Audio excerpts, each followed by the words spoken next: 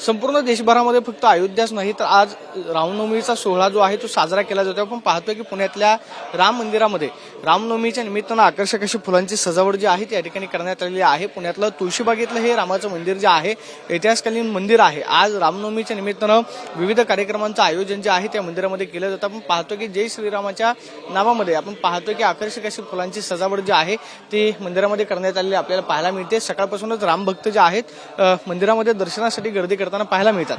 प्रत्येकाची दिवसाची सुरुवात जी आहे ती रामाच्या वदनानं होते। आज रामनवमीचा उत्सव जो आहे तो रावणावरती विजय म्हणून संपूर्ण देशभरामध्ये हिंदू धर्मामध्ये एक पवित्र असा पाहतोय की आजच्या दिवसाला महत्त्व आहे आणि रामजन्मभूमीचा सोहळा राम जन्माचा सोहळा जो आहे तो फक्त अयोध्याच नाही तर संपूर्ण देशभरामध्ये जो आहे तो साजरा केला जातो। मंदिरामध्ये आपण पाहतोय की मंत्रोच्चाराचं पठण जे आहे त्या ठिकाणी केलं जाते। गुरुजींकडून आपण पाहतोय की सकाळी मंत्रोच्चाराला सुरुवात जी आहे ती झालेली पाहायला मिळते आणि आज रामनवमीच्या निमित्तानं सकाळी येऊन रामाचं दर्शन घेता यावं आणि संपूर्ण आपण पाहतोय की वर्षभर रामनवमी जन्माचा सोहळ्याचा उत्साह जो आहे तो टिकवून ठेवावा अशी प्रत्येकाची धारणा असल्याने आपण पाहतोय की आज सकाळपासूनच पुण्यातल्या तुळशीबागेतल्या मंदिरामध्ये राम भक्तांची गर्दी जी आहे ती होताना पाहायला मिळते आणि पुण्यातल्या तुळशीबाग मंदिरामध्ये राम जन्माचा सोहळा जो आहे तो या ठिकाणी आपल्याला पाहायला मिळतोय।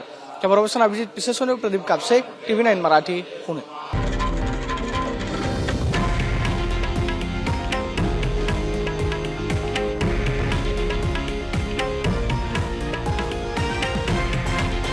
हे आहे देशातील नंबर 1 न्यूज नेटवर्क आणि आपण पाहत आहात TV9 मराठी, एकमेव।